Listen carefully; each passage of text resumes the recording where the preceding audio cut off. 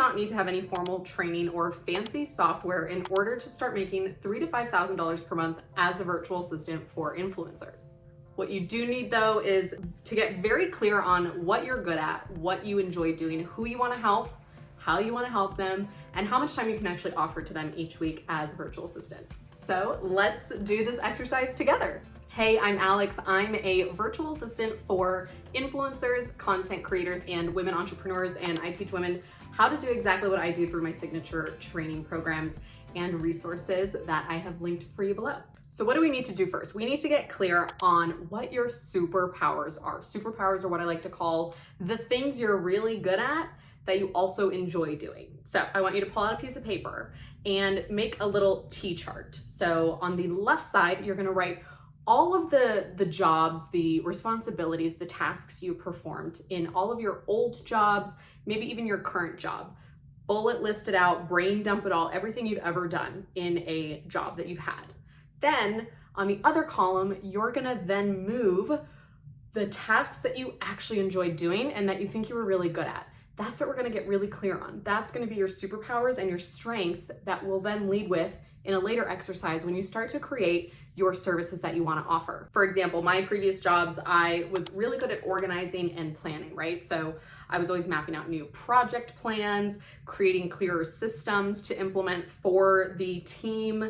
I was taking my boss's ideas and turning them into actual tangible results or events or products, right? I was always really good at taking the big picture kind of macro vision of something and making a very micro task list, whether that was for me to execute on or the team or my boss.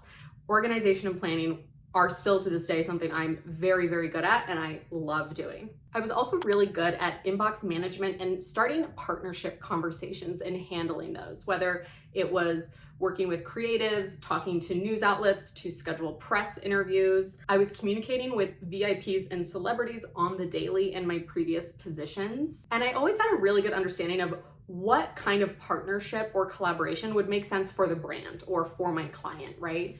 And that has come with years of practice, but I love being a communicator and a connector and trying to create opportunities and nurturing those relationships and conversations for my client, especially when they're super aligned, that makes sense for the brand. So this is your first exercise. Pause here if you need to, but I want you to really get clear on what you love doing and what you're good at so that we can use this in a later exercise. Now we need to get clear on who you want to support as a virtual assistant. So let's do that next. When I'm first working with my students inside my programs, I like to have them go take a look at who they're already following, right? So go to your Instagram, go to the following portion of your profile and start seeing, or even just on the home feed, as you start consuming content, see what kinds of creators, business owners, coaches start popping up and see what the through line is or the commonality that these creators have in common, right? Maybe you follow a bunch of fitness influencers and coaches because you yourself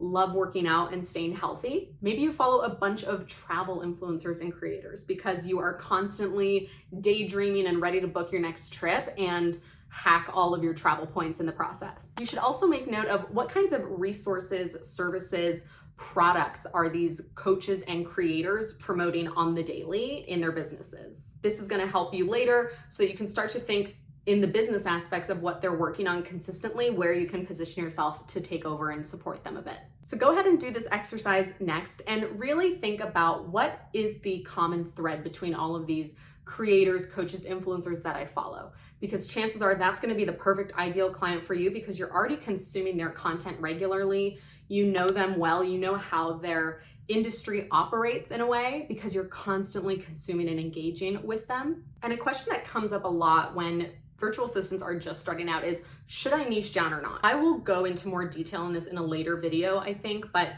my kind of blanket recommendation, and again, it's kind of hard to say without knowing you or working closely with you, but in the early days when you're just starting out, instead of being a general admin VA, I always think it's best to niche down because that's gonna allow you to talk to a very specific type of client and it's gonna show you to them in their algorithm more. Just based on the keywords and the SEO that you're gonna be using and optimizing in your bio, you're gonna be shown to more ideal clients. So in my, 3 years in business, I kind of have pivoted a few times in the way that I market myself and within my niche. So, what started as I'm a virtual assistant became I'm an influencer virtual assistant, became I'm a online business manager for influencers, which turned into I'm a business manager for multi-six-figure influencers, right? That's very specific. That's a very specific type of creator that I niche down to support. And now titles are, not really something that I feel super aligned with anymore, but I'd say I'm more of a virtual assistant for influencers, content creators,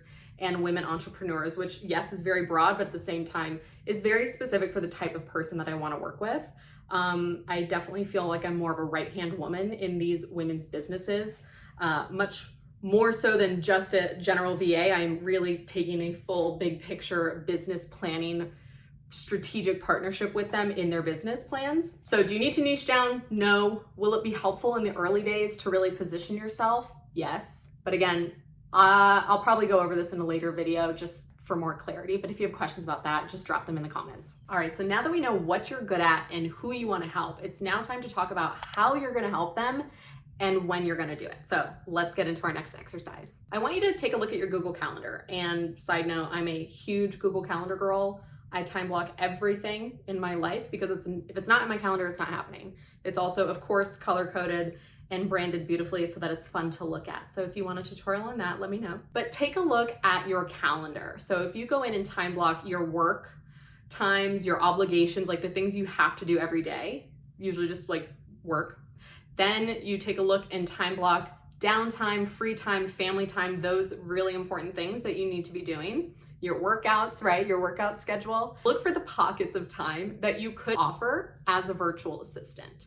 So when I was working full-time and doing this as a side hustle for an influencer client, I blocked off 1 hour every morning before I would head into the office each day. So that Monday through Friday, I was in my influencer client's business before I even left the house for the office. That's time I prioritized for my influencer virtual assistant side hustle. So it's gonna be really helpful to get clear on what time you actually do have available to offer someone when you start having these discovery calls and conversations and someone's like, hey, I could really use your help.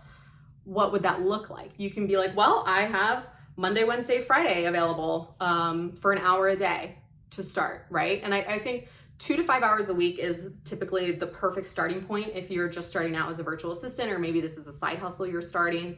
A lot of creators I talk to, especially when this is their first hire, they don't know how to use you effectively necessarily in the early days, and they don't know what's possible in terms of what you could take off their plate. So starting small at 2 to 5 hours a week is a great intro to them hiring a virtual assistant for the first time and gives you time to get acclimated, learn their systems, understand their business, and then you can grow from there. All right, so how exactly are you gonna help your new virtual assistant client? We're gonna go back to your superpowers list that you wrote down in our first exercise together. And we're gonna lead with your strengths, like I said. So for example, let's say your superpowers are inbox management, engaging with people's followers, like you're super chatty and you like tapping into people's tone of voice, and you love coming up with content ideas. Whenever you're consuming content, you're like, oh, they could do this, oh, they could do that.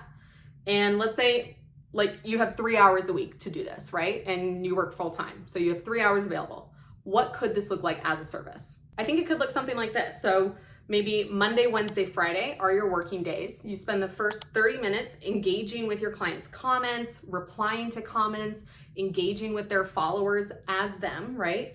And you're answering DM requests, right? Influencers have so many DMs, it's insane. It's actually insane, the DMs that these girls get. That's a whole other video. So let's say Monday, Wednesday, Friday, 30 minutes, that's an hour and a half, right? So you still have an hour and a half to account for. Then let's say after you've engaged for half an hour, Monday, Wednesday, Friday, you then spend 15 minutes in the inbox, her email inbox, replying to emails, relaying any important messages to your client for them to reply to, or so that you can answer on their behalf. That's 45 minutes. So we still have 45 minutes left. So then after that, I would do 15 minutes maybe of dropping new content ideas in her brainstorm document or her content planner based on the engagement and the comments and the DMs she's getting from her community on Instagram. That's a huge thing that a lot of influencers I've worked with and have spoken to say they need help with. they have all these ideas, it's not organized, they don't know what their community's wanting, right? They're just juggling all these things in their business. So to have a dedicated person who focuses on, oh, here's a question that keeps coming up in your comments, let's do a video on this. That is so helpful for a creator to have. And so that's, of those 3 things that you do Monday, Wednesday, Friday, that's 3 hours a week. Boom, there you go. So go ahead and take a look at your superpowers, take a look at your schedule, and start getting creative with the kind of service you could offer someone based on what you're good at and what you enjoy doing. That's the other thing. Do not offer something that you think you should. If you don't love it, don't do it. That is the whole point of starting your own business, your own side hustle. Why would you do something that you're not excited about? Also, especially if you're doing this around your full-time job and other obligations, like, it better be something you're excited to do for 3 to 5 hours a week, right? And a helpful tip to keep in mind is when thinking about your ideal client, and again, this goes back to the notes you took on what kind of resources they have, what kind of products are they selling, what kind of services do they have. Think of how you could help them with those specific products, resources, services, right? Think of the things that are involved with those, in marketing those, in creating those, in scheduling those.